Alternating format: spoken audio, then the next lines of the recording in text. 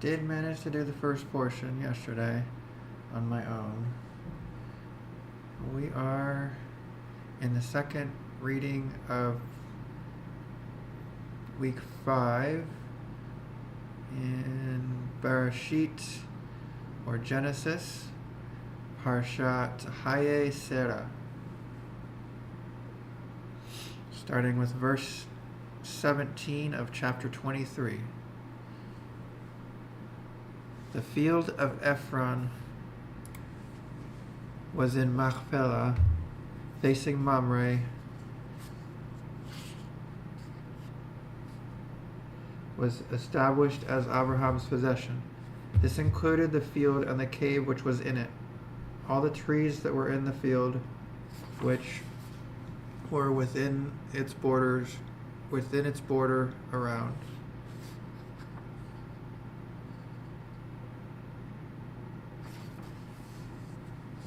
It became Abraham's as a possession in the presence of the people of Chayei,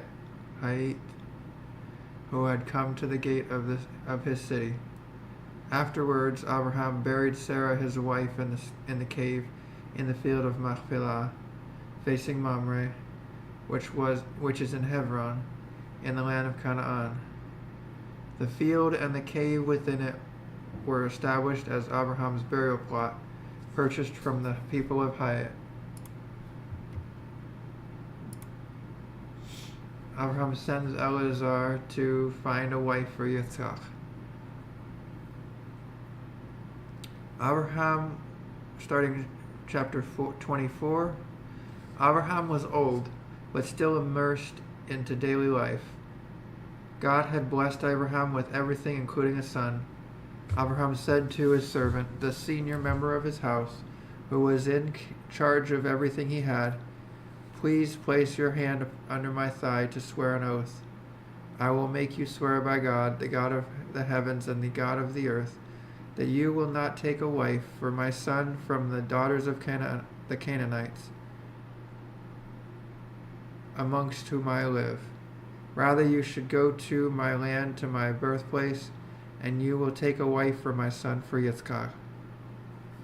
The servant said to him, what if the woman will not follow me to this land? Shall I take your son back to the land from where you came? Abram said to him, be insistent not to take my son back there.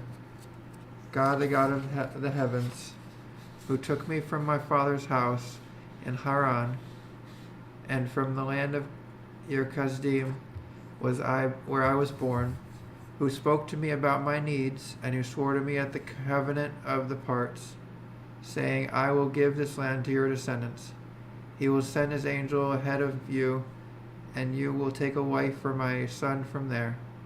If the woman doesn't want to follow you, then you will be absolved of this oath of mine, but don't take my son back there. The servant placed his hand under the thigh of Abraham, his master, and made him this oath.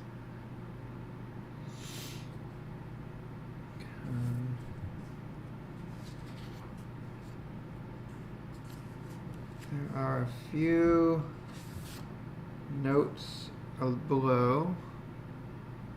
Let's see where we're at.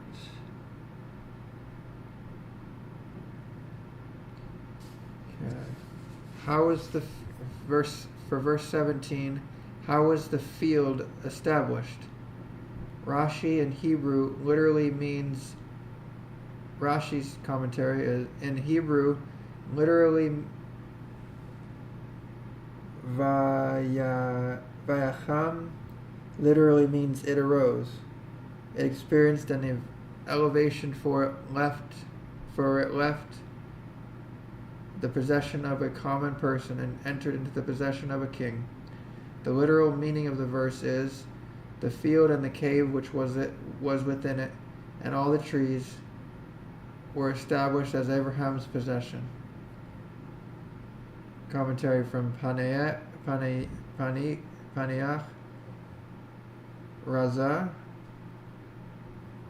Abraham bought a cubit of land for each of the 600,000 Jews who left Egypt.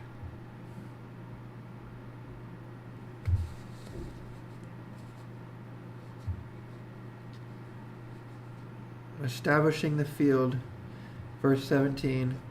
Rashi's comment to verse 17 presents us with two problems. How can Rashi write that Ephron was a common person when just a few verses earlier he states that Ephron was an officer over them in verse 10? Wouldn't a more appropriate comparison be that the field left the possession of a wicked man and entered into the possession of a righteous man?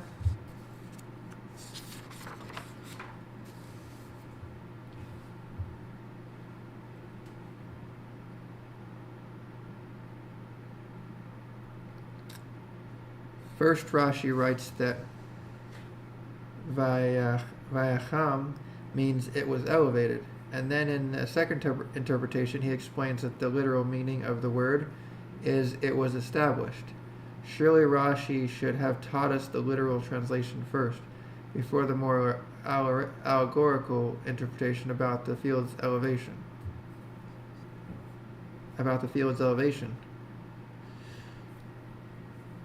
The explanation: normally when Mr. X buys a piece of land from Mr. Y, one might say that Mr. X now owns Mr. Y's field, i.e., even though Mr. X now has full ownership of the field, it is still somewhat associated, at least historically speaking, with Mr. Y, who owned it in the past.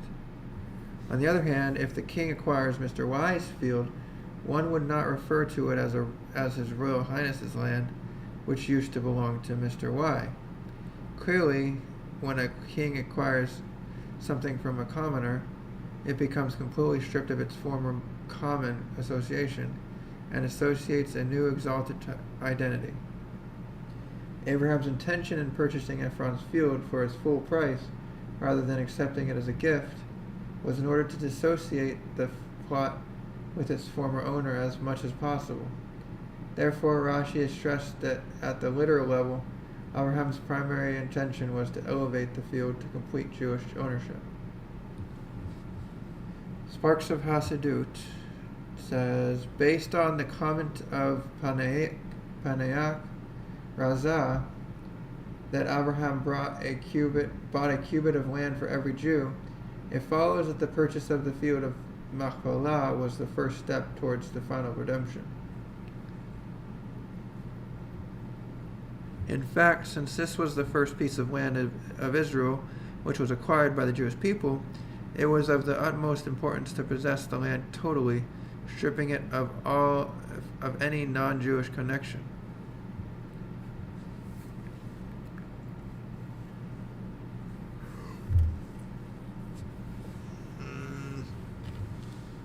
I need to get ready for work, or I don't really feel like continuing this.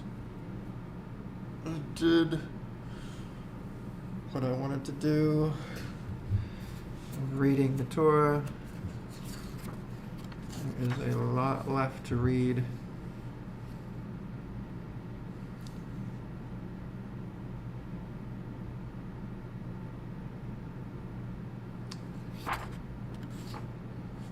Maybe I'll read it tonight.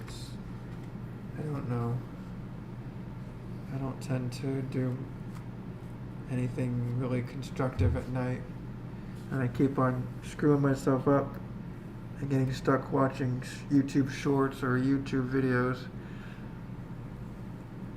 and not getting enough sleep, or not going to bed early enough to get enough sleep.